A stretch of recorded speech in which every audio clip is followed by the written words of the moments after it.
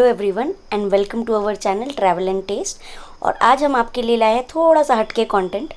तो आज हम आए हैं स्कॉर्पियो एन को देखने। Scorpio N had created a lot of buzz and we are also very curious about it.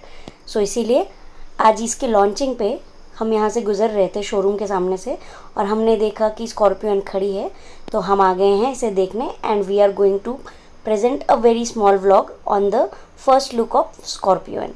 तो शुरू करते हैं इसकी फ्रंट प्रोफाइलिंग से। स्कॉर्पियो एन को सामने से देखने में जो फील आता है वो ये है कि it does not look like Scorpio और any other Scorpio versions. It is a different car altogether. जिस तरह से महिंद्रा ने जब थार लॉन्च की थी तो वो बिल्कुल ही कंप्लीट रिनोवेशन था जीप के ऊपर, उसी तरह से स्कॉर्पियो एन भी स्कॉर्पियो का कंप्लीट रिनोवेशन है।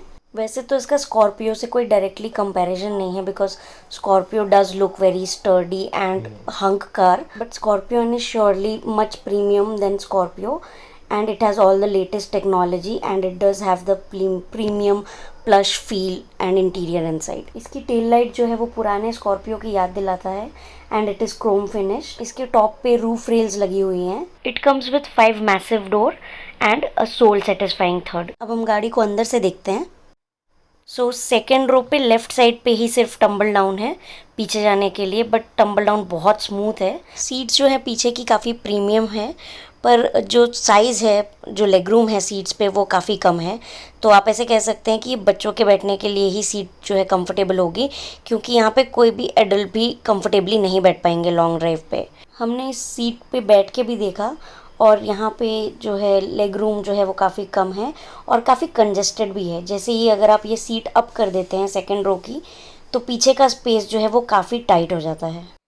लास्ट रो की जो सीट्स है वो पूरी फ्लैट टम्बल डाउन होती है और पीछे की दोनों ही सीट्स पे हेड रेस्ट का ऑप्शन दिया हुआ है. पीछे भी स्पीकर्स हैं दोनों तरफ और इस पे 12 स्पीकर्स हैं और यहाँ पे सोनी के स्पीकर्स दिए हुए हैं. लाइट का ऑप्शन भी पीछे की रो में दिया हुआ है, पर there is no AC vent. Also tumble down का ऑप्शन जो है सीट के बैक साइड पे भी है सेकेंड रो पे, ताकि पीछे से कोई उसे ईजीली फोल्ड कर सके.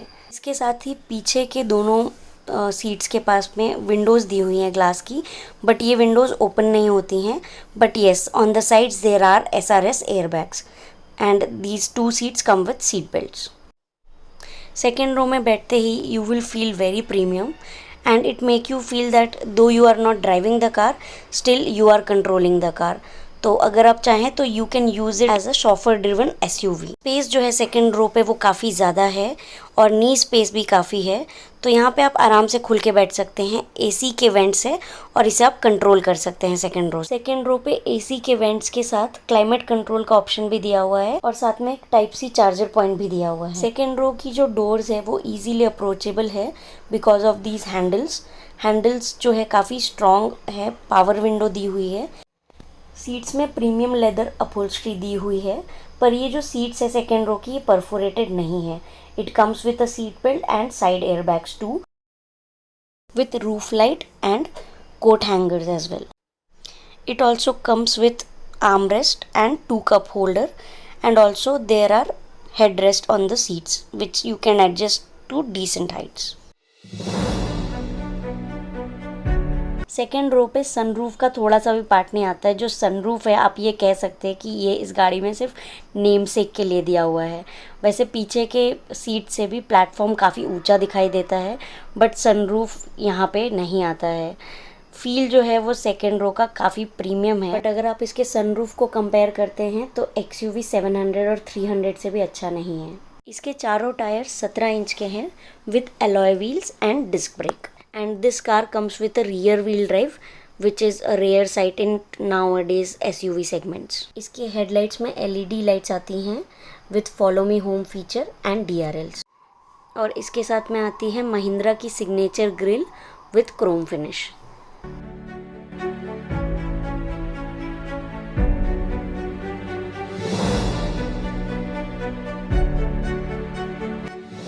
इसके रियर व्यू मिरर्स जो हैं ये काफ़ी बड़े हैं और ये इंडिकेटर के साथ आते हैं.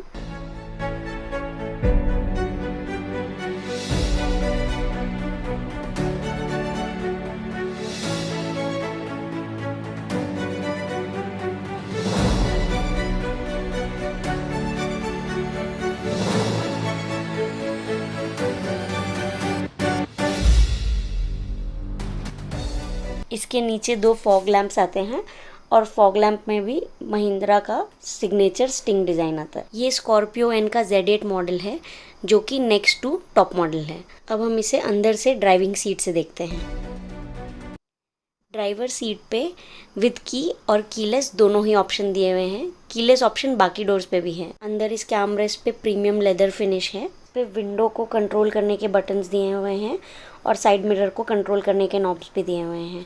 स्टेयरिंग पे भी लेदर कवरिंग है और काफ़ी प्रीमियम स्टेयरिंग का लुक है। स्टेयरिंग व्हील पे क्रूज़ कंट्रोल है, लाइट्स के कंट्रोल है, फ़ोन आंसरिंग के कंट्रोल्स हैं और वॉल्यूम रॉकर और वाइपर कंट्रोल्स भी हैं। डैशबोर्ड पे इलेक्ट्रॉनिक टेक्नोमीटर है। इसका जो टच स्क्रीन है वो XUV 700 से छोटा है, पर इसका जो डिज़ाइन है वो काफ़ी MG एक्टर से इंस्पायर्ड लगता है। ये जो मॉडल है ये मैनुअल है, बट इसमें ऑटोमेटिक भी आता है। आर्मरेस्ट भी इसका काफ़ी कंफर्टेबल है और इसके नीचे लेकिन स्पेस जो है ये कम है। और इसमें सामने ड्राइविंग सीट पे 2 कप होल्डर का ऑप्शन है और एक ग्लव कंपार्टमेंट है जिस पे लाइट लगी हुई है। Also it is ventilated as well.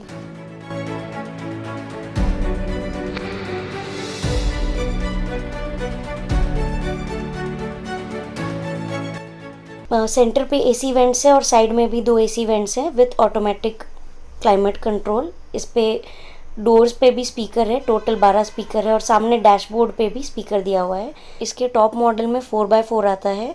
Camera assistant driving system भी दिया हुआ है और सनरूफ आप देख सकते हैं, बट ये मैनुअल सनरूफ है। ये आपको ऐसे मैनुअली खोलना पड़ेगा और बंद करना पड़ेगा। ऐसा लग रहा है जैसे उनका मन नहीं था सनरूफ बनाने का और एट द एंड उनको लगा नहीं सनरूफ तो देना ही चाहिए, तो उन्होंने बस एक सनरूफ केबिन के ऊपर छोटा सा सनरूफ दे दिया है सिर्फ दिखाने के लिए।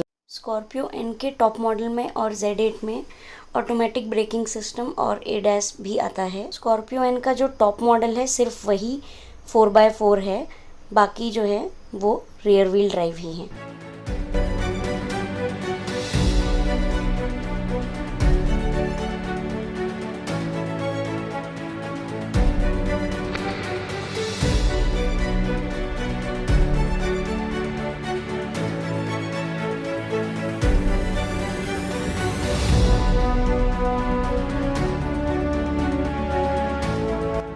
डैशबोर्ड का जो फील है वो काफ़ी प्रीमियम है और जितने भी स्पीकर्स हैं ये सारे सोनी के आते हैं।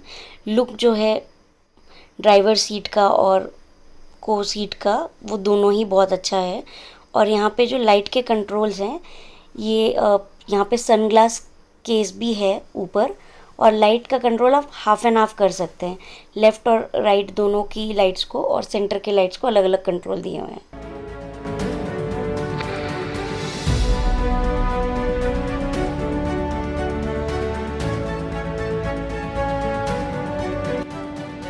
सीट कंफर्ट जो है फ्रंट रो के दोनों ही सीट्स के बहुत अच्छे हैं। हाइट एडजस्टमेंट का ऑप्शन सिर्फ ड्राइविंग सीट पे दिया हुआ है।